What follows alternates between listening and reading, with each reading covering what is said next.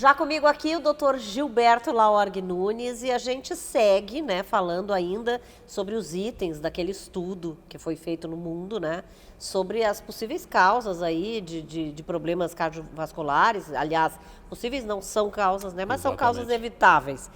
Hoje o nosso assunto é o aumento do colesterol, que aliás eu acho que muita gente passa por isso, né? Hoje em dia tem esse problema.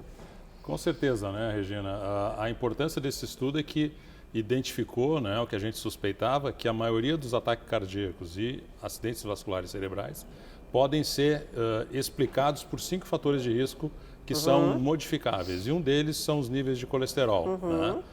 Mais importante que o nível do colesterol total é a gente saber qual é o nível do colesterol ruim, o chamado LDL colesterol. Pois é, eu ia te perguntar isso, assim, existem números, existem estatísticas e metas aí, como é que a gente faz para saber isso? Existem metas, tá? Numa população saudável não se recomenda que o nível do LDL seja acima de 130 miligramas por decilitro, tá? E dependendo se o paciente tem fatores de risco, se já teve um infarto, se já fez ponte de safena, colocou um stent, bom, aí os níveis são muito mais baixos. Tá? Então, assim, se para a população geral que nunca teve problema cardíaco se aceita até 130, para uma pessoa que teve um infarto, a meta é colocar esse colesterol ruim abaixo de 50. Nossa, certo? mas então é uma redução bem agressiva. Desafio. É um desafio. Hoje em dia a gente tem, claro, a questão da dieta e da atividade física são importantes, mas hoje nós temos medicações extremamente potentes para se conseguir alcançar essa meta.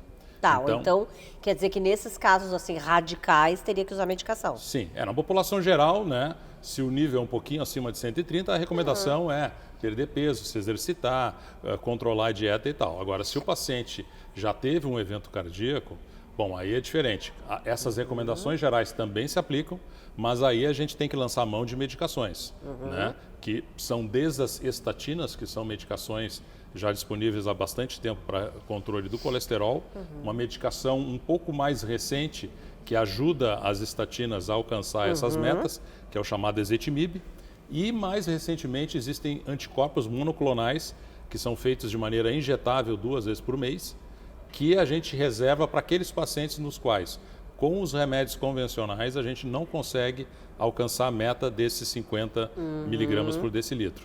Então, é uma alternativa, são medicações bastante potentes e que têm nos ajudado a conseguir fazer com que os pacientes realmente reduzam o seu nível de colesterol e, consequentemente, o risco de ter um novo evento cardiovascular. As causas, a gente poderia dizer que são essas, a questão da alimentação, a falta de exercício, ou tem, assim, algumas pessoas que, de repente, pode ser um pouco congênito isso, venha de família? Pode ser congênito, existe uma entidade chamada hipercolesterolemia familiar, então são pessoas que na família toda têm níveis muito altos de colesterol.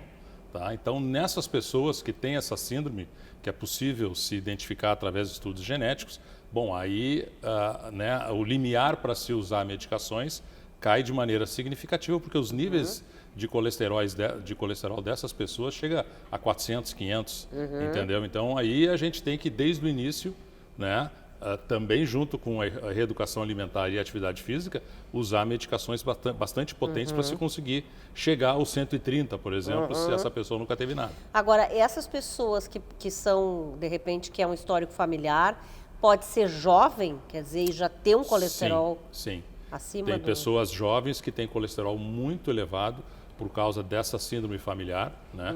São pessoas, já deve ter visto, pessoas que têm depósito de gordura aqui abaixo dos olhos, né? Que são chamados xantomas, né? Então, são pessoas que têm níveis tanto de colesterol como às vezes dos triglicerídeos também extremamente elevados. Tem pessoas que têm triglicerídeos acima de 1000, né? Então, é um problema genético, é uma deficiência de uma enzima hepática na metabolização das gorduras. Então, nesse caso, de novo, é preciso identificar esses indivíduos e se prescrever o tratamento adequado. Agora, esse aumento que é um pouco sutil, assim, digamos, de mais de 130 ali, que aí é geralmente proveniente de alimentação? Normalmente de alimentação, hábitos de vida não saudáveis. Então, na maioria dos casos, a gente consegue controlar esses níveis de colesterol que estão levemente acima do normal, com essas medidas gerais, sem precisar lançar mão de medicação.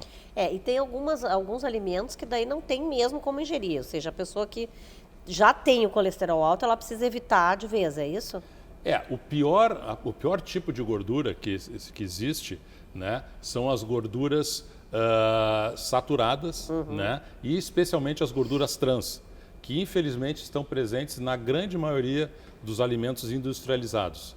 Então, né, a gordura saturada é que tem origem animal, né, ela também tende a ser metabolizada no colesterol ruim, mas a pior de todas, sem dúvida nenhuma, são as gorduras trans. Essas são as principais vilãs e que tem que ser controladas. Todos têm que evitar, porque esse colesterol também pode ter uma tendência a aumentar para qualquer pessoa, em qualquer fase da vida. Sim, né? Em função de tudo isso que a gente já comentou, né?